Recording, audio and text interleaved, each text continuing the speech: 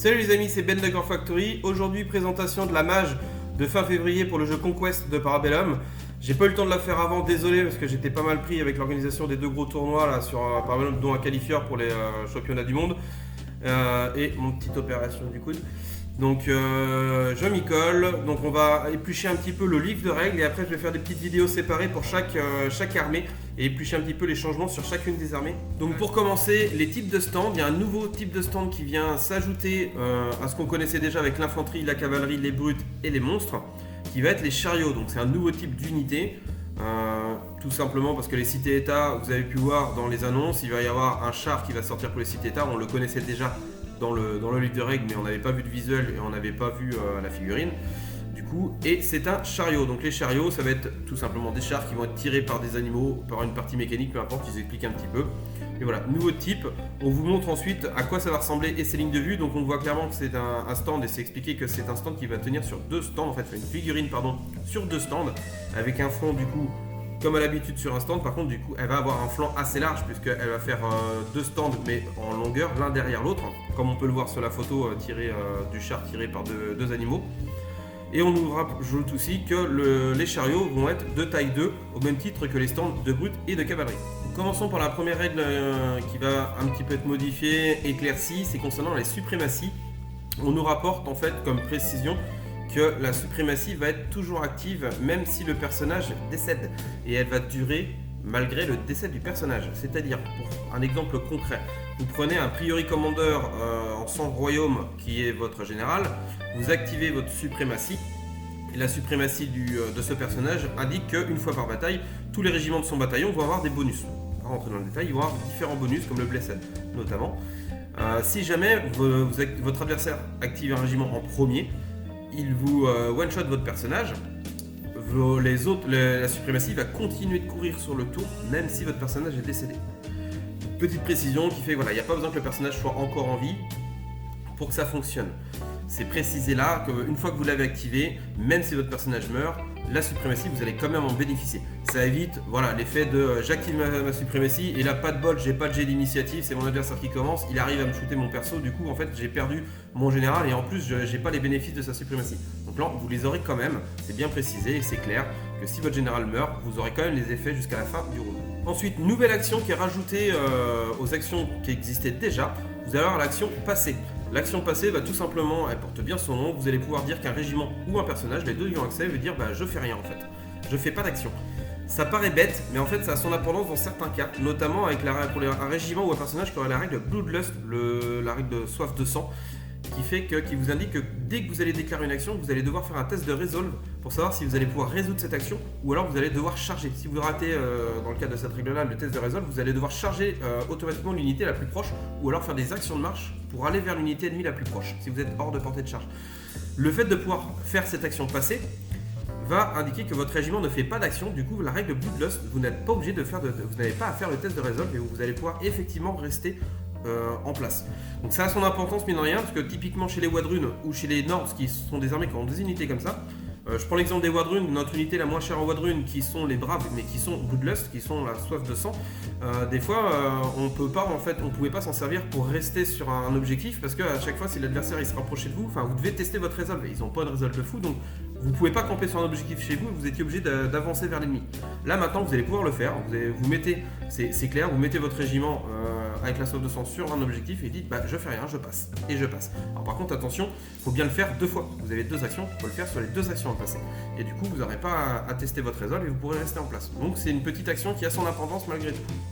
Petite modification maintenant pour la règle visée, c'est une action de visée donc qui va être surtout utilisée par les tireurs parce que ça va vous permettre d'augmenter votre capacité de tir. Alors là c'est que de la précision, il n'y a pas de changement de règle réellement parce qu'en fait le fait de faire l'action visée va vous donner la règle spéciale tir préparé. Règle qui vous indique que votre régiment va avoir +1 à sa prochaine action. Maintenant concernant la règle de reformation de combat, petite modification, alors pas de modification en soi mais plus une précision. On vous indique que quand vous allez effectuer votre reformation, qu'elle soit ordonnée ou reformation de combat, vous allez tout simplement rester sur la face. Elle ne va pas vous permettre d'aller sur une face autre que celle sur laquelle vous étiez déjà engagé avec votre adversaire. Ça, je pense, c'est une précision pour éviter le petit malin qui s'est dit, bah attends, la reformation, c'était pour pouvoir changer, machin, et je pouvais mettre un stand sur le côté. Et ben non, bien entendu, vous devez rester en formation réglementaire, vous ne pouvez pas aller déborder entre guillemets comme ça peut exister dans certains jeux. Vous pouviez passer sur les flancs de votre adversaire, quand vous étiez face à face, vous gagnez, voilà, hop, vous passez sur le côté. Non, on reste bien en rang, ça nous permet juste d'augmenter le nombre de rangs au contact de votre adversaire, mais surtout pas de le réduire. C'est interdit de réduire le nombre de rangs au contact du combat. Ça va vous permettre juste d'apporter en fait des bonhommes en plus au corps à corps et d'augmenter votre volume d'attaque.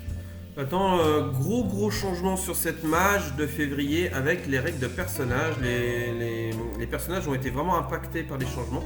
On va éplucher un petit peu tout ça et ça va avoir une grosse incidence en fait sur la façon de les jouer et sur votre façon de jouer en règle générale en fait au niveau de vos armées. Donc premier changement sur le profil des personnages. Les personnages ont perdu leur classe, c'est-à-dire qu'ils ont leur type et leur classe. Ils n'ont plus de classe légère, médium ou lourde comme avant. Ils vont tout simplement prendre la classe de leur régiment. Donc vous prenez un personnage, vous le mettez dans une unité légère, le personnage est de classe légère. Vous le mettez dans une unité lourde, le personnage devient lourd.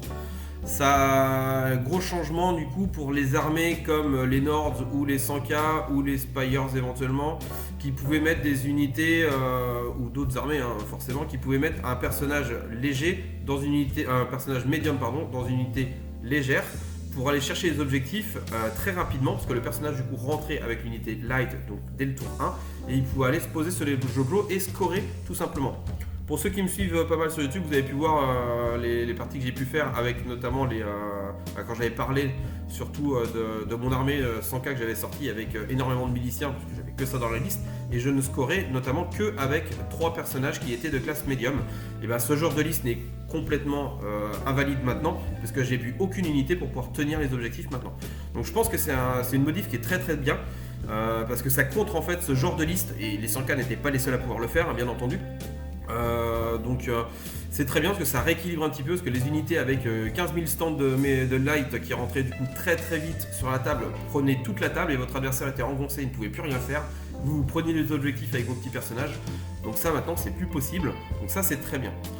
Autre modification, le stand de personnage, il va pouvoir maintenant effectuer une action spécifique, enfin c'est la position pardon, on va le faire dans l'ordre, la position du personnage dans les stands. Avant, la règle disait que votre personnage devait se trouver au premier rang, point barre.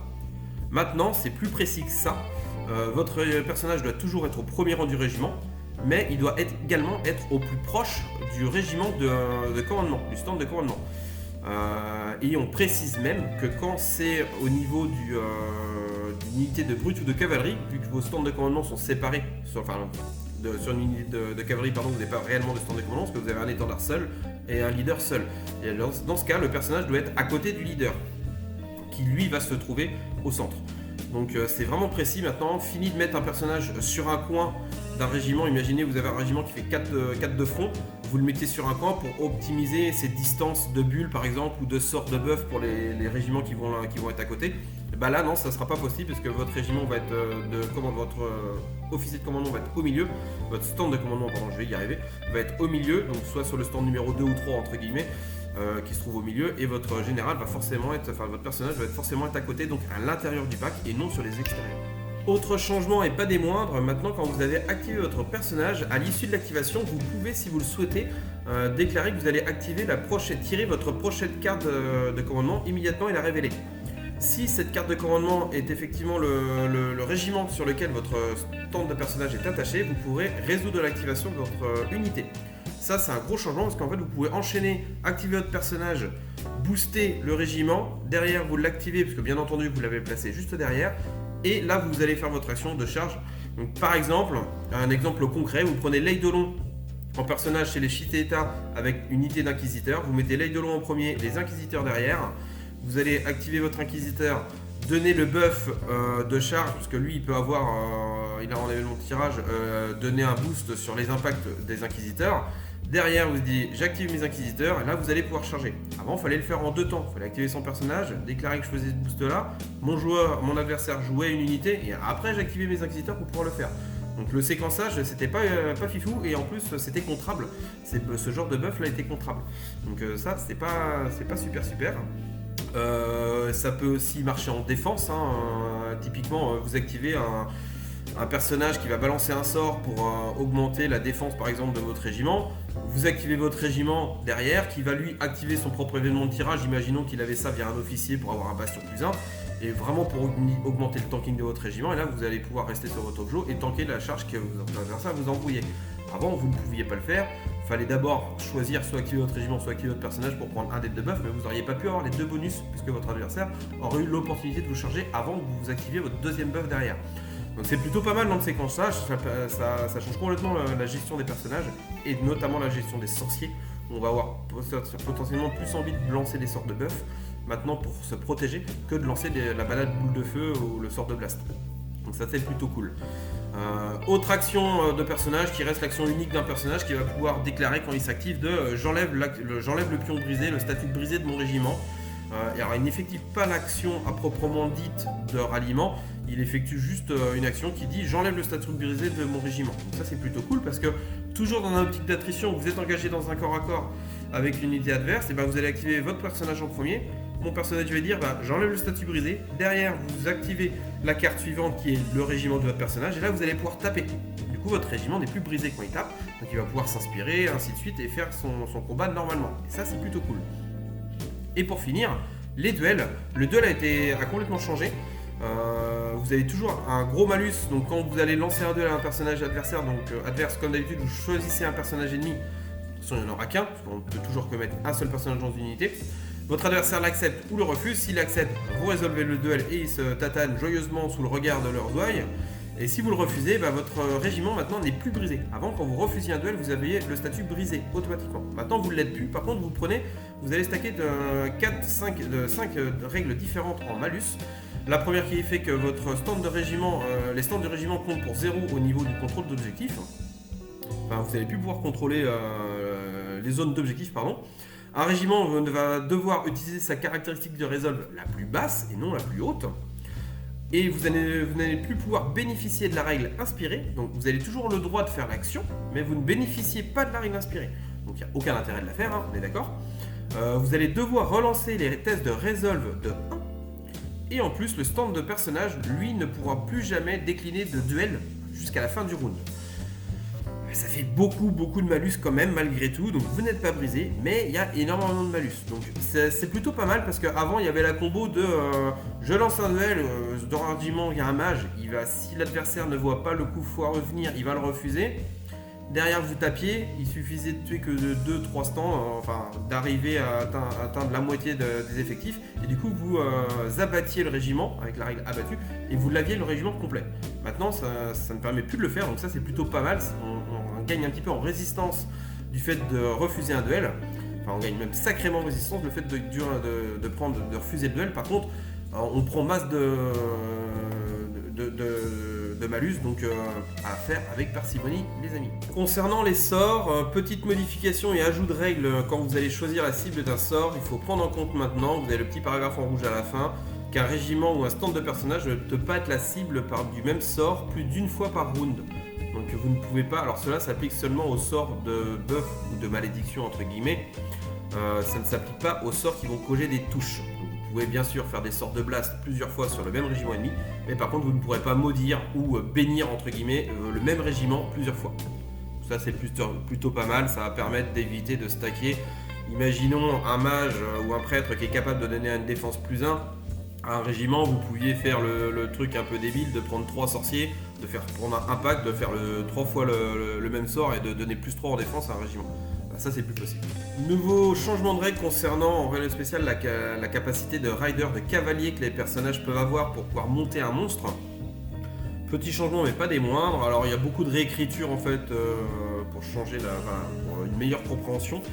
A noter quand même qu'il y a une règle qui a disparu, c'est qu'un personnage qui était monté pouvait refuser un duel en disant fuck aux règles, il ne suffisait aucun malus. Maintenant c'est fini.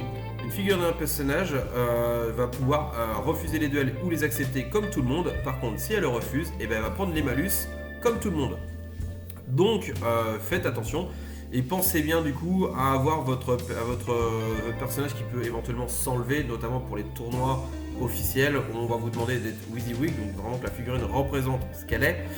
Quand vous avez un personnage du coup sur un monstre qui va refuser un duel, qui va accepter un duel et qui va se faire sécher, comme ça vous pourrez enlever la figurine de votre monstre, puisque le monstre lui va continuer de se battre sans son cavalier.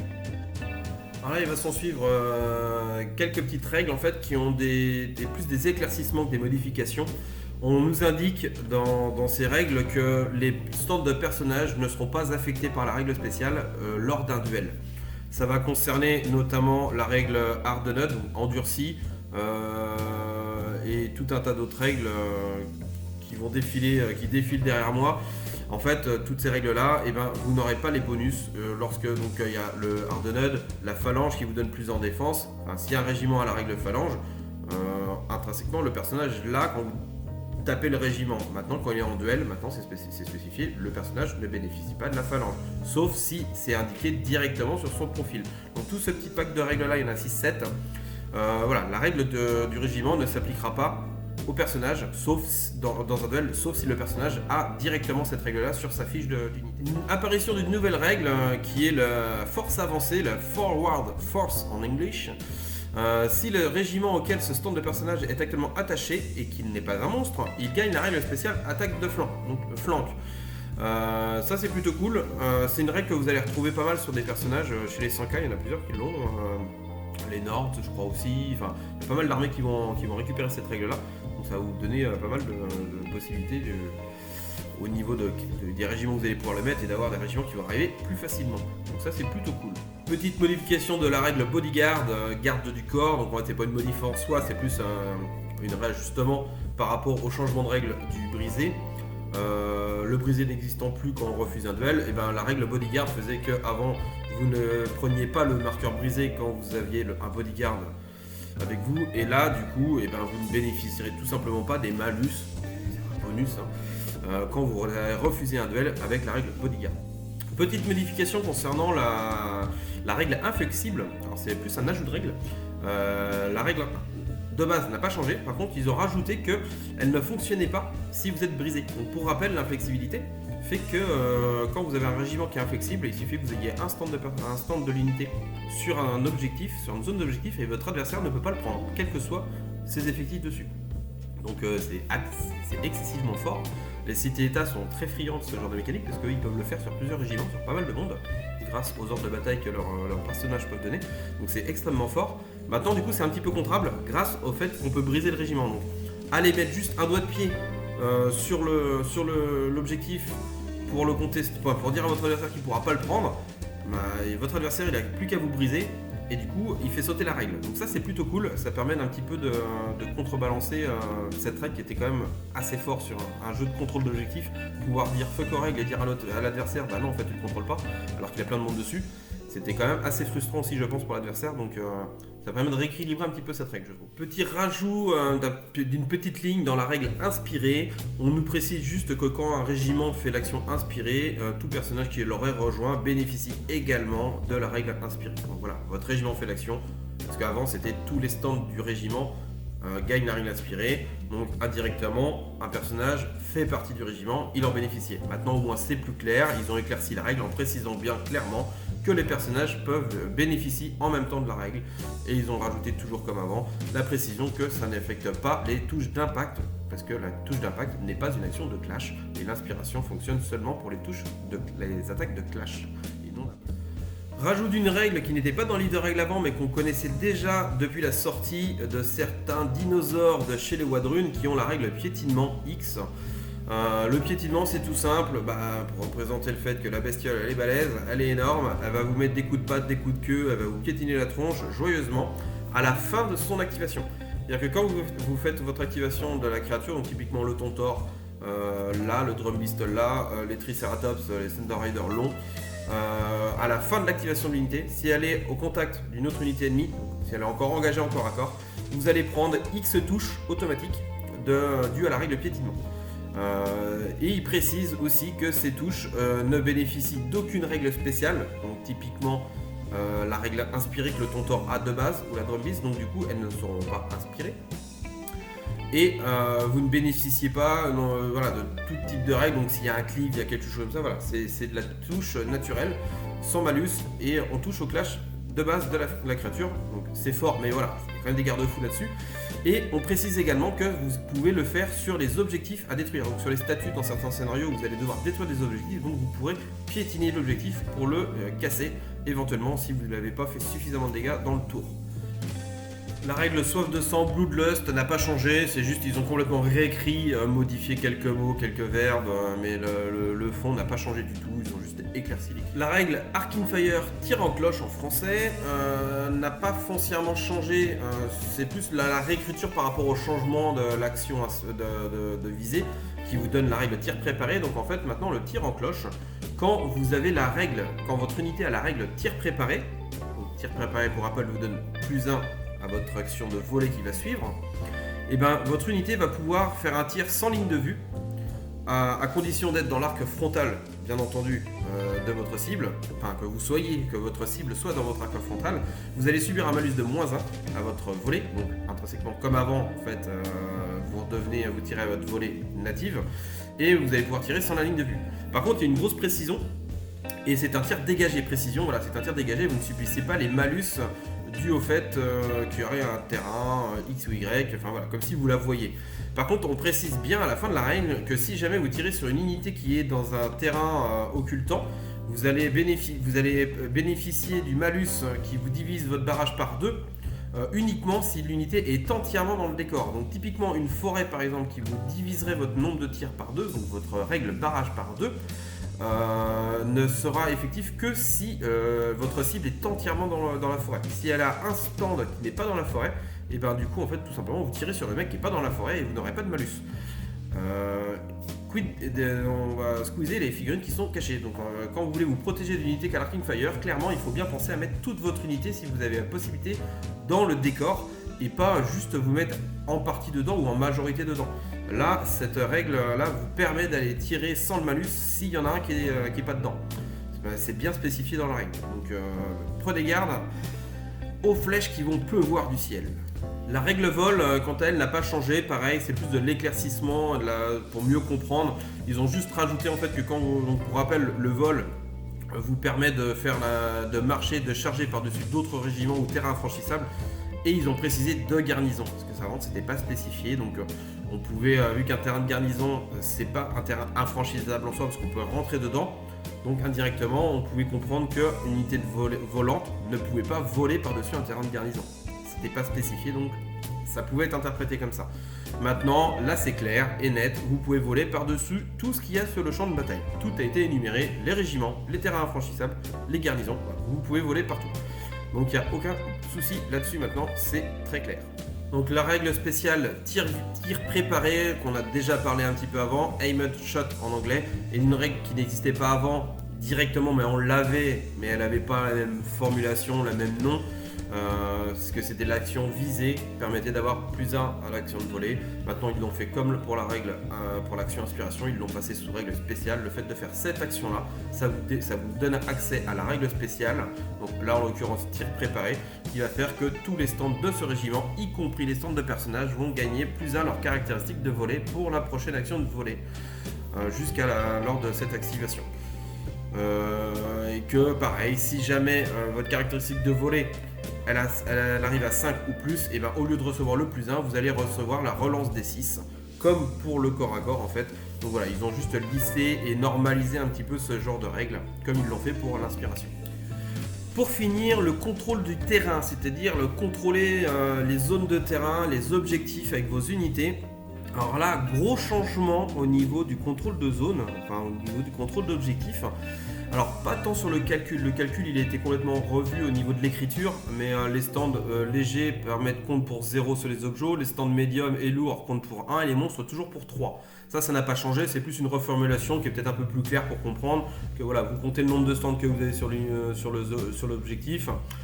Vos légers comptent pour 0, les médiums pour 1 et lourds pour 1 et les monstres pour 3. Celui qui a le plus gros chiffre, il gagne.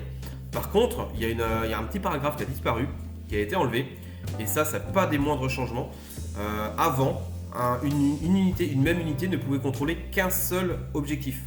Soit un quart de table, soit un objectif. Maintenant, c'est pas spécifié. Donc en fait, si vous faites une unité de 15 stands, vous les mettez en ligne, vous avez votre unité qui est étalée sur 3 zones d'objectifs différentes. vous êtes tout seul, et ben votre unité va permettre de prendre les 3 objectifs. Alors, ça va être compliqué à faire parce que les objectifs sont rarement assez proches, mais cette possibilité existe maintenant de le faire. Alors je pense que ça va être extrêmement rare. Ça va être plus facile de le faire si vous avez un scénario qui va vous demander de contrôler des quarts de table par exemple et de contrôler des objectifs également. Ce qui va faire qu'une unité qui va être posée sur un objectif et qui va être entièrement dans le quart de table va contrôler les 2 objectifs de mission. C'est-à-dire que vous allez prendre les points pour le contrôle du quart de table, contrôler la zone de terrain et la zone d'objectif. Maintenant, aller chercher plusieurs zones d'objectifs en même temps, ça va être compliqué parce qu'il faut quand même des gros régiments, il faut avoir la formation qui va bien, avoir les mouvements pour pouvoir faire les reformations, les machins, les trucs, enfin, ça va être quand même assez compliqué. Mais c'est possible. Ça va être fini pour cette revue au niveau des règles. J'espère pas avoir fait trop d'erreurs, ne pas en avoir oublié. Maintenant, je vais attaquer la revue pour les livres d'armée qui vont eux être séquencés par une revue par armée, je pense, donc elles vont être beaucoup moins longues que celle-ci, normalement, en tout cas pour certaines. Et puis je vous dis à plus et n'oubliez pas de vous abonner les gars.